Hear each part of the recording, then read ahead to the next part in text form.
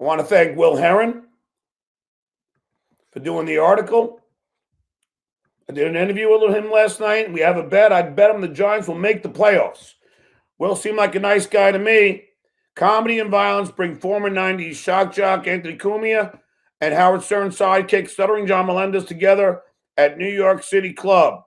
Pocky assaults heckler. Melendez challenges former SNL writer Kevin Brennan to fight, which is one fucking day. Now look, there's the Duke. There it is, Pockumentary, page 5. That means I was on page 1, I believe. Look at Pocky. Oh, there's FKA scam me. But look at Pocky, all angry. Anthony, what's the matter? You couldn't handle it, could you? Look how defiant I am. And look how angry he is while he dresses like a kid going to junior high. New York News 15. After verbal sparring and taunting one another through their YouTube online platforms, Pocky from the 90s shock jock duo Opie and Pocky and former SNL writer Pinky finally meet face-to-face with original Howard Stern sidekick Stuttering John Melendez. The confrontations took place at Rodney's Comedy Club in the Manhattan area of New York City. Stuttering John Melendez was booked as the headline act at the Comedy Club Friday night, along with multiple other comedians who shared the stage. As if almost foreshadowing the chaos to come with the closing act, Pocky, who was hanging out with some friends, got into a physical altercation. That's the best. I love the picture. Got into a physical altercation with YouTuber CJ Brown outside of the event. Got into a physical altercation. Now look how angry he is. He can't handle it.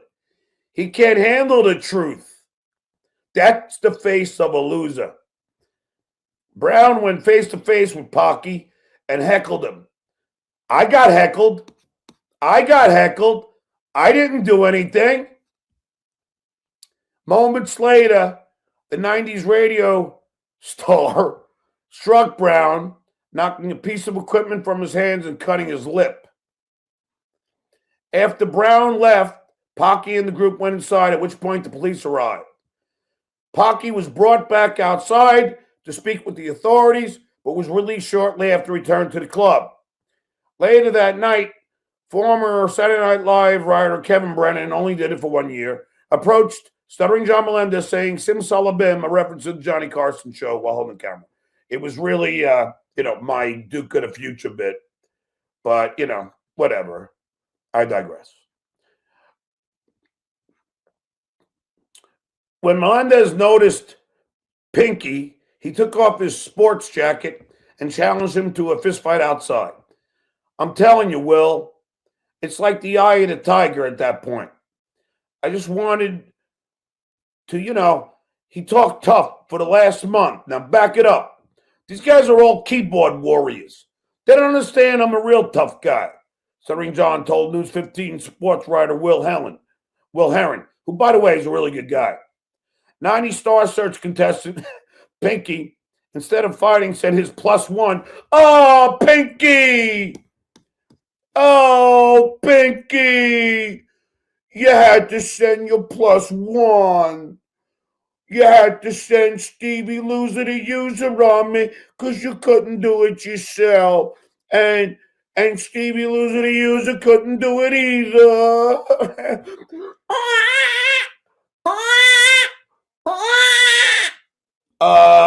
Sent his +1 to the sidewalk area in order to meet with Melendez.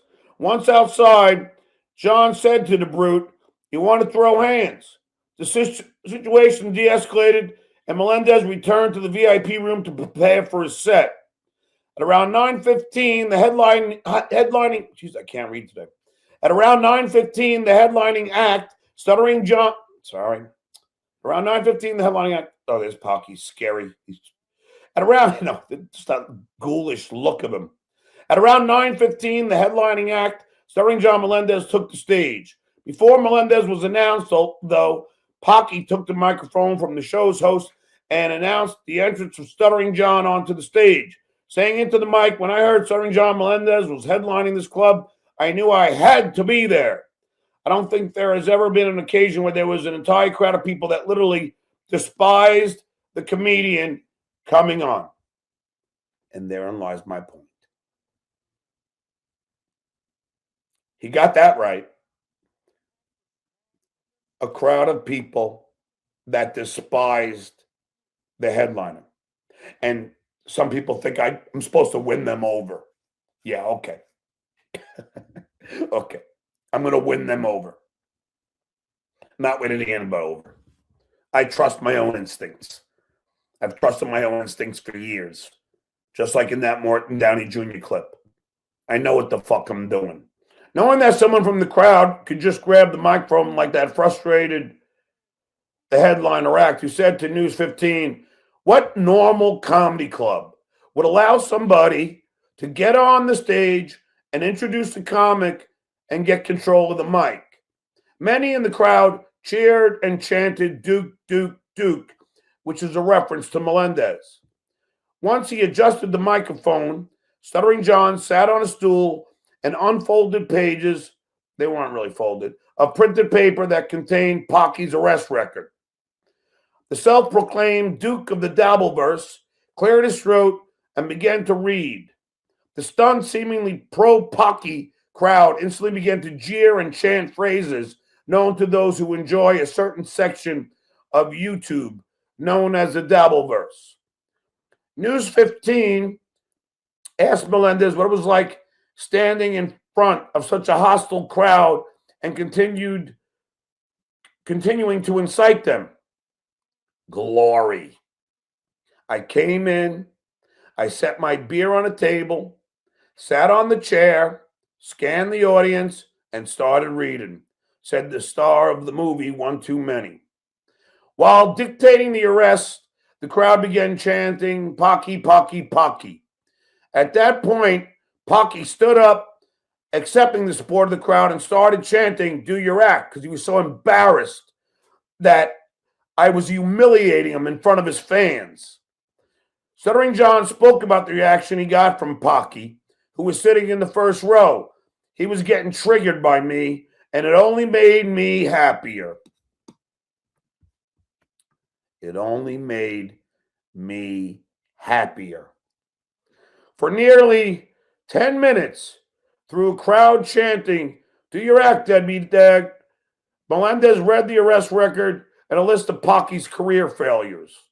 Before Melendez could finish reading, content creator fucking Tommy, I need your attention, Jordan, walked onto the side of the stage, ripped the pages from Melendez's hands, and began to shred them. Yeah, nice move there. The owner of the club should be ashamed.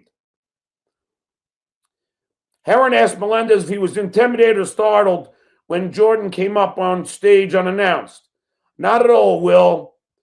I'm sorry it's hard to understand, but I have no fear.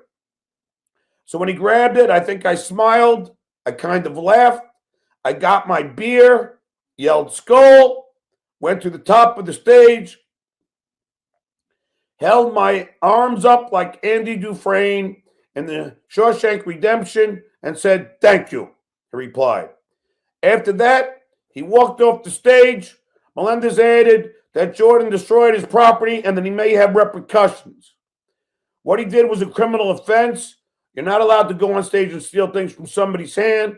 That's a crime in the United States of America, so he should be concerned. News 15 reached out to Pocky and his associates for a comment regarding the ruckus that ensued that Friday, but as of print, none have responded. Yeah, because he's embarrassed. Pocky and Melendez, who were once friends, fell out around 2017 after a tense episode of the Artie and Anthony show, which was seen on Pocky's network, Compaq Media. During the episode, fellow comedian Artie Lang joined the two as they took verbal jabs at each other. Melendez believes Lang got Melendez believes Lang got Pocky to turn on him. Since the 2017 podcast, the relationship between Pocky and Melendez has seemed to deteriorate.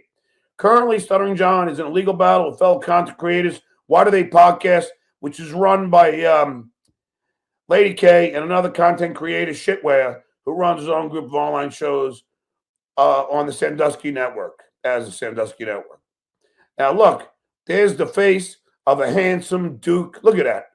There's the winner of the night, and there is the loser. There is the loser. Thank you. Duke wins. And that's all that matters. The Duke won. So there you go, brother. I mean, you know, I don't give a fuck. Everyone's allowed to have their opinion. I don't care. You know, I made my choice, and I stuck with it. So, you know, I know you guys are just coping. You can't handle it. You can't. But this was vintage Duke. I'll be curious if Howard gets wind of this. Because Howard would say, Stuttering John, man, balls of steel.